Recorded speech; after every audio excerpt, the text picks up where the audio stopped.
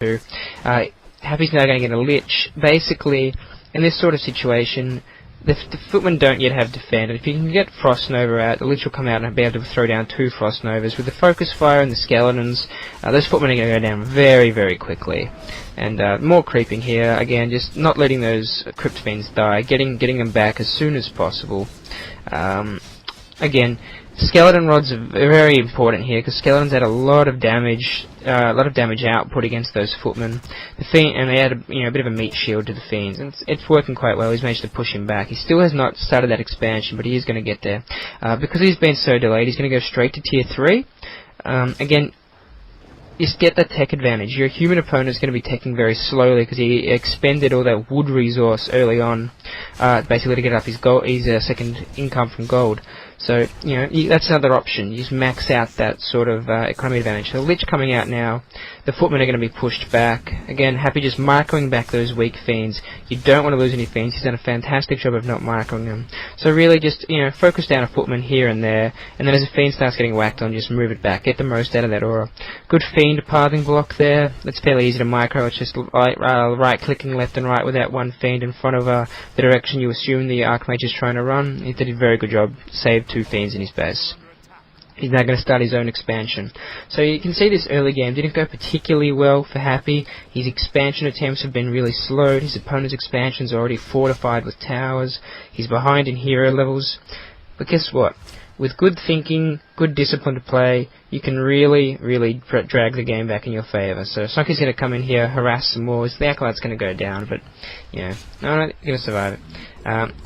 One thing to note about defended footmen is their damage output really does suck. While they're very hard to kill with fiends, your heroes still do normal damage and will kill them quite quickly, and his DPS against you is just absolutely terrible. You see how quickly those fiends just run away. And, so don't worry about defended foots. The important thing is don't let them whack on your fiends and just keep moving back. Focus fire a little bit, move back. Focus fire a little bit, move back.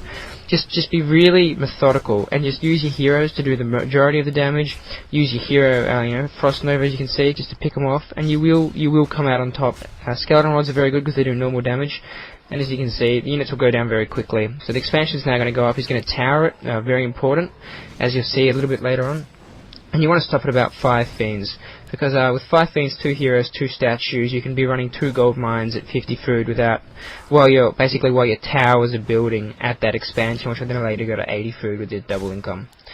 So this brings me on to the second part of Happy's game plan. He's going to put economy pressure on Sonky by pushing him right now, and the reason is there's been about a 4-minute difference, maybe 5-minute difference between income. Sonky's had double income for quite some time now and is economically quite a bit ahead, though he has lost more units. And every unit kill that he loses, every TP that's forced, every building which Happy will later destroy, basically cuts down on that economic advantage, and that's exactly what Happy's going to do. He's going to pressure his opponent, and you'll see later on just how badly cut back that economic advantage is. So he's pushing up right now, and he's going to start picking off buildings. He's going to pick off a tower in his base, pick off a weak footman here, start beating on the shop, which is a very important building for the human player because it denies him healing, it denies him items, which is very important against undead.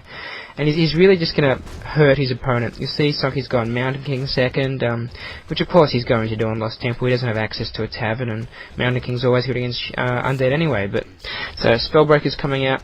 Spellbreakers are an interesting choice. The whole Breaker Griffin concept it's very interesting. It's a very focus fire oriented build, much like I suppose Fiend Destroyer is very focus fire oriented.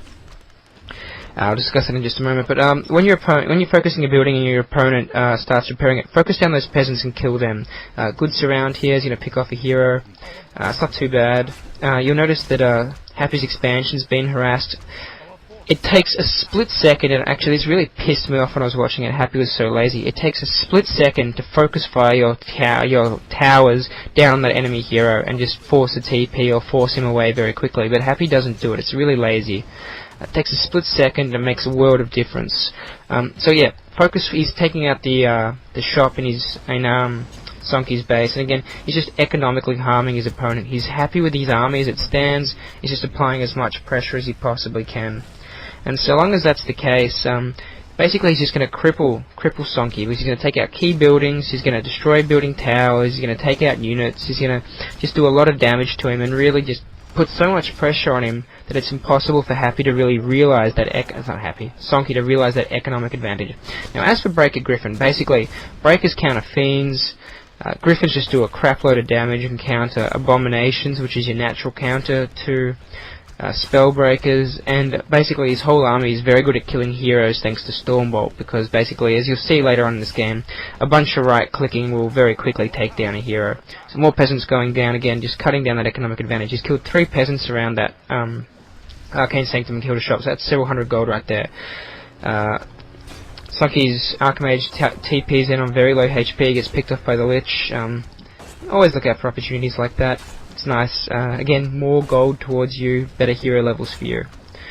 So Sonky's massing up quite a number of units right now, but still, he just can't go out and fight against those fiends. Their focus fire, even without the orb, is still significant, and even though the armor and attack types are stacked against fiends versus spellbreakers, your focus fire is still extremely potent, whereas it's very difficult for him to focus fire you due to, Death Coil and Burrow. So it's definitely not a losing battle. You can fight it out, but you just have to play smart. This matchup's about playing smart, not just micro, but just playing intelligently and trying to think through what you're trying to do. The Breakers push out here and start picking off things. The choice of Crypt Lord third, I thought was a pretty bad choice by Happy, just because Impale is really not going to do too much against Spellbreakers and Griffins. It can't ever hit Griffins, and it doesn't affect Spellbreakers, so really it's just minimal damage on an Archmage or a Mountain King, so, whoop-de freaking do. I honestly feel he was better off leveling his primary, Death Knight and Lich to higher levels, but he does do some tanking and does get killed quite a bit, which is a bit amusing. So moving on, coming up to 12 minutes 40 about now, taking out those Arcane Sanctums. That's the second one he's about to knock down again. It's just more economy wasted for Sonky, forcing him to rebuild, and also just crippling him. He now can't keep massing breakers, even though he'll be pumping out Griffins soon. So without the reason, and if you just watch the Crypt Lord, he's going to go down very quickly to that focus fire. As you can see, his HP just drops extremely quickly, and down he goes just right now. And the same would happen to the Death Knight basically as well, if in the same situation.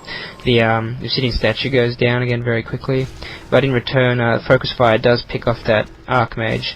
And that's really what this game comes down to. It's just Focus Fire, the Focus Fire power of the armies. And Happy really does win it in the end with hero levels and coordination, and just through crippling his opponent's army.